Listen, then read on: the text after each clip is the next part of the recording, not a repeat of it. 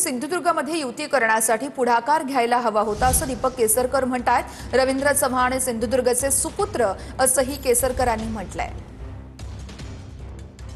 वरिष्ठ पातळीवरचा प्रश्न आहे आणि महाराष्ट्राच्या जनतेने महायुतीला कौल दिलेला आहे, त्याच्यामुळे जनतेच्या कौलाबरोबर राहणं हेच सर्वांच्या दृष्टीने हिताचं आहे असं मला वाटतं आणि त्या कौलाचा आदरसुद्धा प्रत्येकाने केला पाहिजे। याच्यावर मी अधिक काय बोलणार नाही, परंतु खरं तर ते सिंधुदुर्गचे सुपुत्र आहेत, त्याच्यामुळे त्यांनी युती करण्यामध्ये पुढाकार घ्यायला पाहिजे होता। जर रत्नागिरी जिल्ह्यामध्ये युती होऊ शकते तर सिंधुदुर्गमध्ये का नाही, आणि इथं तर आम्ही पूर्ण सहकार्य देण्याची भावना व्यक्त केली होती आणि त्या दृष्टीने पावलंसुद्धा उचलली होती। या बातमी एक मोठी बातमी समोर येते। सुरेश धस यांच्याकडून माझ्या जीवालाही धोका असा एक गंभीर आरोप असीम सरोदे यांनी केलेला आहे। धसांवरती असीम सरोदे यांचा एक गंभीर आरोप आहे। मी काही दिवसांपूर्वीच खाडेंना काळजी घ्या असं सांगितलं होतं असंही सरोदे म्हणतात। सुरेश धस यांच्याकडून माझ्या जीवालाही धोका असं सरोदेंनी म्हटलंय।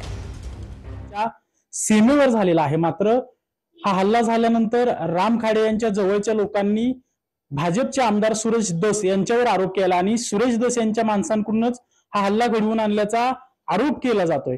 खरं तर नेमकं राम खाडे आणि सुरेश धस यांचा काय संबंध आहे, काय प्रकरण आहे हे आपण जाणून घेणार आहोत। खरं तर पुण्यातील एका खासगी रुग्णालयात राम खाडे यांच्यावर उपचार सुरू आहेत। त्यांची प्रकृती चिंताजनक असल्याचं डॉक्टरांकडून सांगितलं जाते। मात्र ह्या सगळ्या प्रकरणात ऍडव्होकेट असीम सरोदे यांच्याकडे राम खाडे विरुद्ध सुरेश धस यांचं एक प्रकरण होतं। नेमकं काय प्रकरण होतं, काय ते प्रकरणाचं स्टेटस काय आहे हे जाणून घेणार आहोत।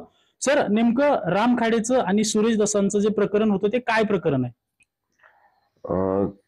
काही हजारो म्हणजे शेकडो एकर जमीन ही सुरेश धस यांच्या पुढाकारातून जी देवस्थानची जमीन असते, जी कधी ट्रान्सफरेबल तशी पाहिली तर नसते, पण सुरेश धस यांनी पुढाकार घेऊन हस्तक्षेप करून स्वतःच्या पदाचा वापर करून त्यांनी देवस्थानच्या अनेक जमिनी या खाजगी मालमत्ता असल्याप्रमाणे वळवून घेतल्या, त्याच्यावर प्लॉट पाडले आणि ते प्लॉट विकले सुद्धा।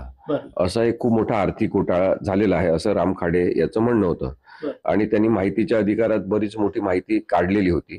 हा जो घोटाळा झालाय तो सुरेश धसांच्या मतदारसंघातलंच हे प्रकरण आहे सगळं? हो, बीड मधलंच आहे आणि देवस्थानच्या जमिनी मुख्यतः हडप करणं ते पण भाजपच्या एका आमदारांनी हे फार गंभीर प्रकरण म्हणून पुढे आलेलं होतं। त्यावेळेस पोलिसांकडे तक्रारी करूनही ते दखल घेत नसल्यामुळे राम खाडे यांच्यातर्फे आम्ही मुंबईच्या ईडी ऑफिसमध्ये तक्रार केली होती आणि त्याच्यासोबत जवळपास माझ्या माहितीप्रमाणे एक 200-300 कागदपत्र लावले होते पुरावा म्हणून, आणि धडधडीत पुरावा दिसत होता की 1000 कोटीच्या वर हा आर्थिक घोटाळा आहे जो सुरेश धस यांनी केलेला आहे असं